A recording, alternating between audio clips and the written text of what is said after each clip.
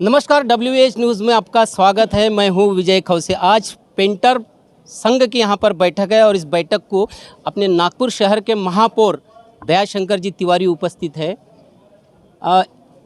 तिवारी साहब ने यहां पे मार्गदर्शन भी किया है। अब पेंटर के समस्याओं के ऊपर में फिर से हम जानेंगे, क्या बताएंगे।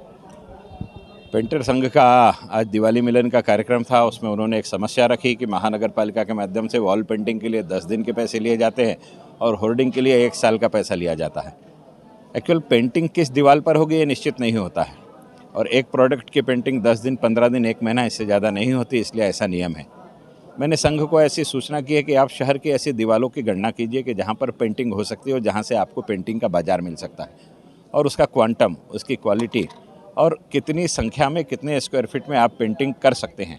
इस प्रकार से उसका वार्षिक शुल्क आप क्या देना चाहते हैं, इस प्रकार का एक प्रस्ताव एसोसिएशन की तरफ से दीजिए और एसोसिएशन के माध्यम से हम एक फर्स्ट फाइंडर के रूप में प्रस्ताव बना करके एसोसिएशन को शहर की मुख्य दीवारों को देने का काम करेंगे।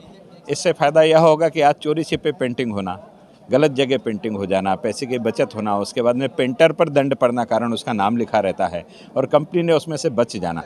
तो इससे पेंटर भी सिक्योर्ड होगा, उसको वर्ष भर के लिए एक दीवार निश्चित होगी तो वहाँ वो पेंटिंग भी कर पाएगा, नए ग्राहक भी ढूंढ पाएगा। कारण एक प्रोडक्ट 10 दिन, 15 दिन के बाद दूसरे प्रोडक्ट लॉन्च होता है तो पुराने दीवार की पेंटिंग जैसी की तैसी हो जाती है, वो वर्षों तक चलते रहती है, उसका फ़ायदा होते रहता है, पेंटर को कोई फ़ायदा नहीं। तो इसलिए महानगर पालिका को भी रेवेन्यू का एक नया मार्ग मिल सके और पेंटरों को भी अपने रोजगार के लिए एक नया रास्ता मिल सके और एसोसिएशन अगर उसमें बीड करेगी तो अपने साथ काम करने वाले पेंटर को एक समान प्रमाण में रोटेशन में अगर वो उनको पेंटिंग का काम देते रहे तो उनको भी नियमित रूप से रोजगार सृजन होने का एक मौका मिलेगा।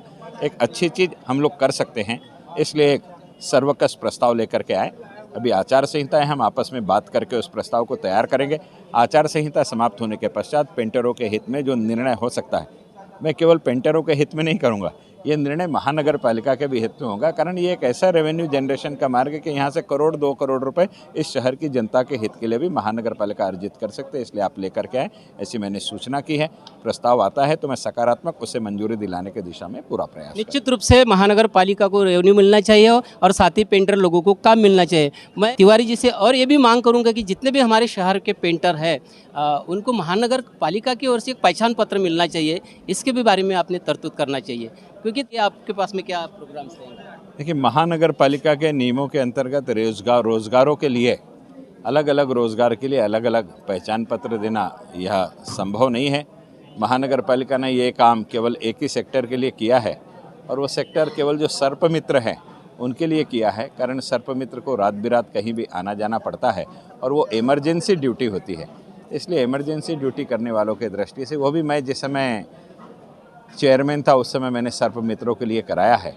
सभी पेंटर के लिए करना नियमों के अंतर्गत मुझे संभव नहीं लगता। अगर कोई शासन के ऐसे निर्देश हो जिनमें महानगर पालिका को ऐसे अधिकार प्राप्त हो जाते हैं तो हम उसके बारे में जरूर विचार। महानगर पालिका को जो साल का 2-4 करोड़ का जो रेवेन्यू दे रहा है उनके लिए पहचान पत्र जरूरी है। आज की स्थिति में आप 4 करोड़ का रेवेन्यू दे रहा है, इस बात से मैं सहमत नहीं हूँ। मैंने अपनी बात बहुत संजीदगी से की है, बहुत संजीदगी से की है और महानगर पालिका किसी को अथॉरिटी देगी तो जो एजेंसी के नाम से आपको अलॉटमेंट होगा उसके पदाधिकारियों को ही दे सकती है, उससे ज़्यादा को नहीं। निश्चित रूप से जो पहचान पत्र की जो बात की है महापौर साहब ने, वो एजेंसी के रूप पे आपको मिलने वाली है। तो आप देखते रहिए WH न्यूज़, लाइक करें, सब्सक्राइब करें और तमाम खबरें देखने के लिए www.whnews.in पर भेज दें। धन्यवाद।